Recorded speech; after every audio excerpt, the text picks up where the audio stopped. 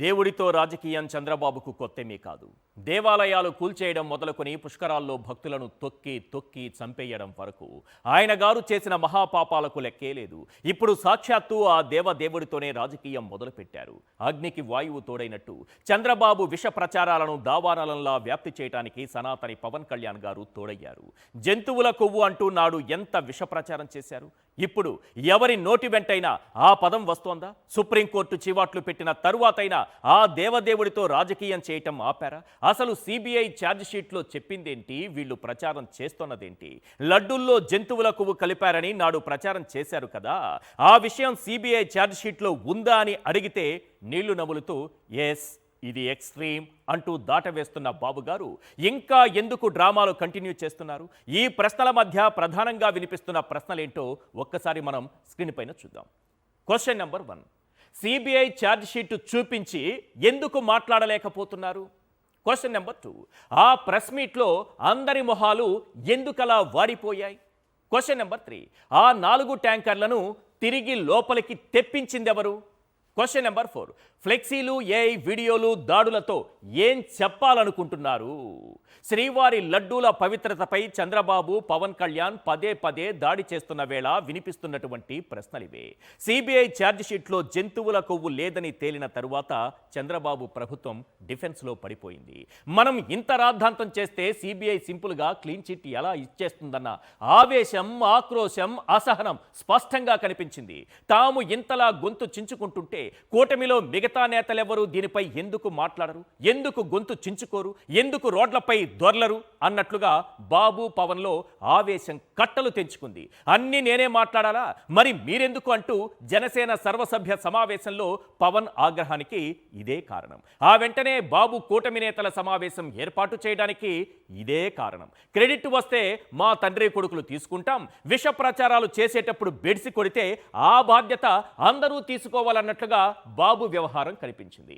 రాష్ట్ర వ్యాప్తంగా వెలసిన అబద్ధాల ఫ్లెక్సీలు వాస్తవాల హోరులో కొట్టుకుపోయాయి. అందుకే అందరినీ వెంటేసుకుని గుంపుగా ఓ ప్రెస్ మీట్ పెట్టారు సీఎం చంద్రబాబు.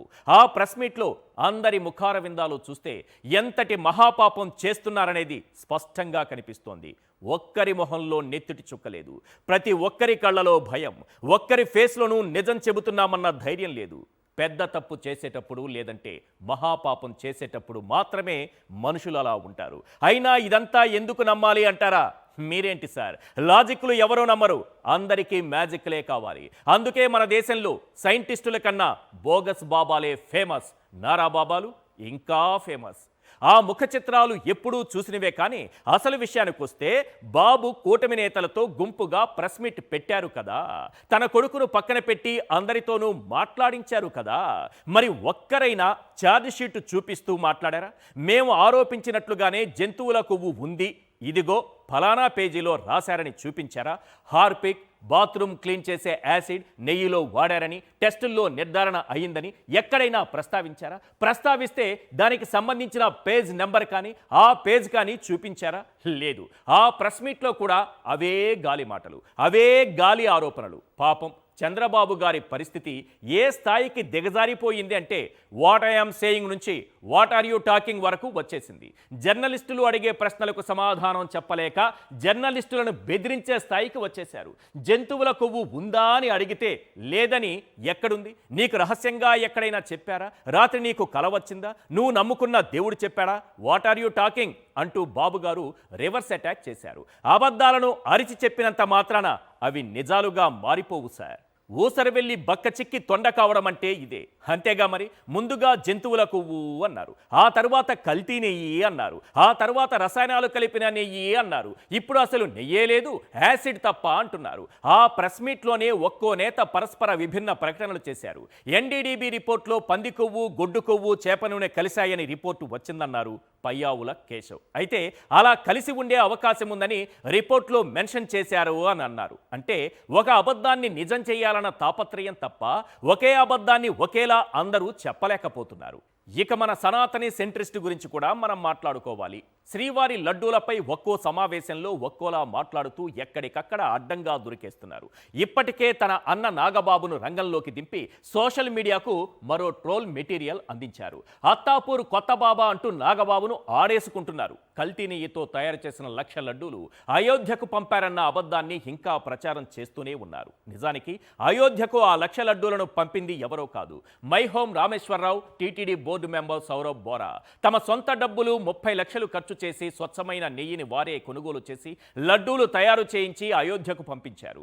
ఈ విషయం టీడీపీ అధికారిక పత్రిక ఈనాడు కూడా రాసుకొచ్చింది. అయినా ఆ తప్పుడు ప్రచారాన్ని అలానే కంటిన్యూ చేస్తున్నారు సనాతని గారు. అయినా మై హోమ్ రామేశ్వరరావు గారు మీకు దగ్గరే కదండి, ఆయన్నే అడిగి తెలుసుకోవచ్చుగా. ఇక పవన్ కళ్యాణ్ గారు నెయ్యి ధరల గురించి మాట్లాడారు. అంత తక్కువ ధరకు ఎక్కడైనా నెయ్యి వస్తుందా? అప్పుడే తేలిపోయిందిగా అది కల్తీ అని. 2 లక్షల పుస్తకాలు నెమరవేసిన పవన్ కళ్యాణ్ తనను తాను గొప్ప మేధావి అనుకుంటున్నారు. అయ్యా సైంటిస్ట్ సనాతని గారు, నాస్తికుడైన చంద్రబాబు గారు 2015లో సీఎంగా ఉన్న సమయంలో టీటీడీ కేజీ నెయ్యిని 276 రూపాయలకు కొనుగోలు చేసింది. 2018లో 320, 2019 జనవరిలో 324 రూపాయలకు కొనుగోలు చేసింది. అంటే అప్పుడు చంద్రబాబు దగ్గరుండి కల్తీ నెయ్యి తయారు చేయించి లడ్డూల్లో వాడినట్ట? కాస్త బుర్రవాడండి సార్. ఇక సిబిఐ కోర్టుకు సబ్మిట్ చేసిన ఛార్జ్షీట్లో ఆసక్తికర విషయాలు వెలుగు చూశాయి. ఇప్పుడు ఏ నెయ్యి అయితే కల్తీ అయిందని ఆరోపిస్తున్నారో ఆ నెయ్యి ట్యాంకర్లు తిరుమలకు వచ్చింది జూలై 25, 2024న. అంటే చంద్రబాబు అధికారంలోకి వచ్చిన తరువాత, అదే చంద్రబాబు కొత్త ఈవోను నియమించిన తరువాత ఏఆర్ డైరీ నుంచి వచ్చిన 8 నెయ్యి ట్యాంకర్లలో 4 నెయ్యి ట్యాంకర్లు నాణ్యతా ప్రమాణాలకు తగ్గట్లుగా లేవని వాటిని తిప్పి పంపారు. జూలై 25, 2024న రిజెక్ట్ చేసిన ఆ 4 నెయ్యి ట్యాంకర్లను డైవర్ట్ చేసి జూలై 27న శ్రీకాళహస్తి దగ్గర రాఘవేంద్ర క్రషర్ వద్ద పార్క్ చేశారని సిబిఐ తన ఛార్జ్ షీట్లో రాసుకొచ్చింది. ఆ తర్వాత అవే 4 ట్యాంకర్లు వైష్ణవి డైరీ పేరుతో టీటీడీకి వస్తే వాటిని అనుమతించి లడ్డూ ప్రసాదంలో వాడారని కూడా సిట్ తేల్చి చెప్పింది. డౌట్ ఉంటే ఛార్జ్ షీట్లో 44వ పేజీ చూడండి. అసలు ఆ నెయ్యి ట్యాంకర్లలో కల్తీ లేదని లోపలికి పంపించారా? కల్తీ ఉందని తెలిసినా లోపలికి పంపించారా? కల్తీ ఉందని తెలిసి ఆ నెయ్యిని లడ్డూల్లో వాడిందెవరు? మరి ఎవరి హయాంలో కల్తీ జరిగింది? మొదట తిరస్కరించిన ట్యాంకర్లు మళ్లీ వస్తే ఎలా అనుమతించారు? ఎవరు ఎవరితో లాలుచి పడ్డారు? మరి చంద్రబాబు గారు ఎవరి మీద బురద జల్లాలని చూస్తున్నారు? ఎవరి మీద నిందలు మోపాలని చూస్తున్నారు? తప్పులు ఆయన చేసి నిందలు గత ప్రభుత్వంపై ఎందుకు వేస్తున్నారు? ఇక వీళ్ళు చెబుతున్న హార్పిక్, యాసిడ్ల గురించి మాట్లాడుకుంటే అవి ఆయా డైరీల్లో తనిఖీలు చేసినప్పుడు వే బిల్స్లో ఉన్నాయని రాసుకొచ్చారు. అంటే మిల్క్ డైరీలు నడుపుతున్న వారు క్లీనింగ్ పర్పస్ కోసం వాటిని కొనుగోలు చేయటం తప్ప? మన వంటిట్లో హార్పిక్ కనిపిస్తే అది వంటల్లో వాడుతారని అర్థమా? వాటిని నెయ్యిలో వాడారని ఛార్జ్ షీట్లో ఎక్కడైనా ఉందా? అసలు అంతటి ప్రమాదకరమైన యాసిడ్స్ నెయ్యిలో వాడితే అది దారుణమైన స్మెల్ రాకుండా ఉంటుందా? పోర్టు సిబ్బందికి తెలియకుండా ఉంటుందా? అది తిన్న భక్తులు వెంటనే అనారోగ్యం పాలు కాకుండా ఉంటారా? మన అబద్ధాలు తేలిపోతున్నాయని, శ్రీవారి భక్తుల ముందు చులకన అవుతున్నామని అర్థమైనటువంటి సమయంలో మరింత దిగజారుతూ ఇలాంటి దిక్కుమాలిన ప్రచారాలు తెరపైకి తెస్తున్నారని అర్థమవుతోంది సార్. చంద్రబాబు తన 40 ఏళ్ల రాజకీయ జీవితంలో ఎన్నో పాపాలు చేశారు. ఈసారి దేవదేవుడి విషయంలో చేస్తున్నది మహాపాపం. ఒక అబద్ధాన్ని కప్పిపుచ్చుకోవడానికి మరో అబద్ధం చెప్పినట్టుగా, ఒక నేరాన్ని కప్పిపుచ్చుకోవడానికి మరో నేరానికి పాల్పడ్డట్టుగా, ఒక పాపాన్ని కప్పిపుచ్చుకోవడానికి మహాపాపాలు చేస్తున్నారు. అంటే ఒక గొయ్యిని పూడ్చడానికి మరో గొయ్యి తవ్వుతున్నారు. వీళ్ళకి అర్థం కాని విషయం ఏంటంటే ఆ దేవదేవుడి పేరుతో రాజకీయం చేస్తూ తమ గొయ్యి తామే తవ్వుకుంటున్నారు. ఇవి చాలవన్నట్లుగా ఫ్లెక్సీలు పెట్టి ఏఐ వీడియోలు క్రియేట్ చేసి శ్రీవారి లడ్డూల పవిత్రతపై పదే పదే దాడి చేస్తున్నారు. ఇక్కడ అందరూ ఆలోచించాల్సిన విషయం ఏంటంటే ఈ చంద్రబాబు, ఈ పవన్ కళ్యాణ్ ప్రచారం చేస్తున్నట్లుగా ఆ లడ్డూల్లో నిజంగా పంది కొవ్వు, గొడ్డు కొవ్వు, చేప నూనె కలిసి ఉన్నట్లయితే, లేదంటే ఇప్పుడు మాట మార్చి ప్రచారం చేస్తున్నట్లుగా ఆ నెయ్యిలో హార్పిక్, బాత్రూముల్లో వాడే యాసిడ్లు కలిసినట్లయితే ఢిల్లీ బీజేపీ సైలెంట్గా ఊరుకుంటుందా? ఆర్ఎస్ఎస్ చూస్తూ ఊరుకుంటుందా? విహెచ్పి చూస్తూ ఊరుకుంటుందా? దేశవ్యాప్తంగా ఉన్న మఠాలు, స్వామీజీలు, దేవదేవుడి భక్తులు చూస్తూ ఊరుకుంటారా? మిత్రులారా, ఇదంతా కేవలం రాజకీయం కోసం చంద్రబాబు పవన్ కళ్యాణ్ కలిసి ప్రచారం చేస్తున్న ప్రాపగండా అని వారికి తెలుసు. అంతెందుకు తెలుగు రాష్ట్రాల్లో ఉండే శ్రీవారి భక్తులే వీరి ప్రచారాలు పట్టించుకోవడం లేదు. ఒక్కటి మాత్రం నిజం, చేసిన పాపం చెప్పుకుంటే పోతుంది అనేది ఒక లోకోక్తి. దీని అర్థం తప్పు చేసినట్లు అంగీకరించి పశ్చాత్తాప పడటం, మళ్ళీ ఆ తప్పు చేయకపోవటం, క్షమాపణ కోరటం. ఇది చేయనంత వరకు ఆ ఇద్దరిని మహాపాపం వెంటాడుతూనే ఉంటుంది. ఇది మాత్రం గన్ షాట్.